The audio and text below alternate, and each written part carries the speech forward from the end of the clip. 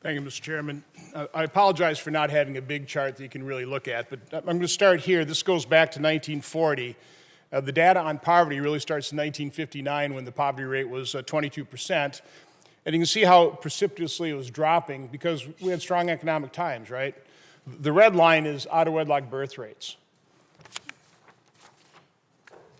Here's the rest of history. So the black line delineates the war on poverty, where we spent, maybe, depending whether you want to use inflated dollars, 15 to 25 trillion dollars on the war on poverty. I look at this, and again, the chart, poverty rate's pretty well flatlined, somewhere between 11 and 15%. Out-of-wedlock birth rates have gone societally excess of 40%. I think two-parent families generally have less likelihood of being in poverty. Ms. Matsui, can you explain this historical trend? And what does this tell you? So, Senator, one of the things about poverty in America is that it also reflects the lack of societal investments. We don't have a child care system that is available and affordable for most families. We failed to make those investments over time. So we have a fragile child care system. We have child care workers who aren't paid enough. We have families who can't afford. Again, I'm trying to relate the poverty rates and out-of-wedlock birth rates, the rise in single-parent families. When I grew up, women didn't have to work, and a single working family could support an entire family. And Senator, with respect, if wages were increased and the supports to allow people to enter the workforce and take care of their families and engage in the paid workforce, that would probably be more prevalent as well. Dr. Meyer, can you speak to what this chart tells you?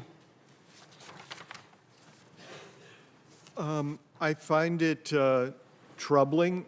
I think the rise in single-parent families is one of the more problematic trends that we've seen over the last 50 years. I'm encouraged that the share of children living with two parents stabilized in the 90s and has actually risen a bit recently. And I think we're headed in the right direction. I'm concerned that current policy proposals could head us in the wrong direction. Again, I look at a chart like this, and as regrettable as it is, because we all want to reduce poverty, I would say the war on poverty didn't work. I mean, in general, certainly didn't work to the extent that we wanted it to. Would you agree with that? Well, on this issue, I think that much of the war on poverty actually did succeed, but not without costs.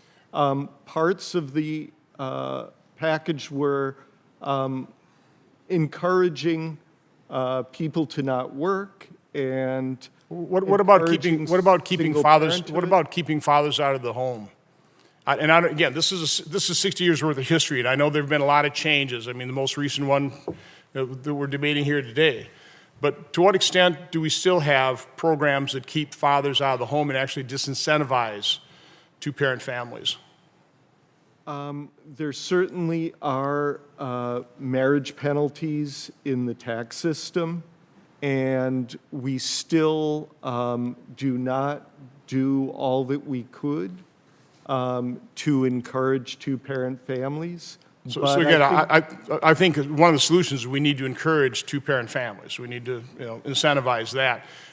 In a budget hearing, this is quite honestly years ago, off the top of my head, we had somebody in charge of welfare in the state of Pennsylvania. We were talking about the welfare cliff, and I think back then it was something like a single mom could work and make up to $30,000, but then because of reduction in benefits, she would have to actually make more than $65,000 before she would get $1 more in disposable income.